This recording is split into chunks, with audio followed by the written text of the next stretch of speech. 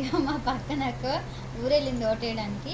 వచ్చేటప్పుడు నాకు ఇష్టమని గోరింటాకు ఆకు తెచ్చింది. ఇదైతే కొంచెం చింతపండు వేసుకొని గ్రైండ్ చేసుకొని పెట్టుకోవాలి. కాలికి చేతులు పెట్టుకుంటే వేడి ఉంటే మొత్తం లాగేస్తుంది. చాలా మంచిది కూడా, మనకు అసలు దొరకదు. ఇది ఎప్పుడో ఒకసారి న్యాచురల్గా ఉంటుంది కాబట్టి దొరుకుతుంది కాబట్టి పెట్టుకోవాలి. అంటే దీన్ని ఇప్పుడు గ్రైండ్ చేసేసుకుందాం. ఇదిగోండి రెడీ అయిపోయింది గోరింటాకు. ఇది పెట్టేసుకుంటే మంచిగా ఎర్రగా పండుతుంది. ఓకే, పెట్టేసుకుందామా. ఇక మా మమ్మీ పెడుతుంది ఇప్పుడు.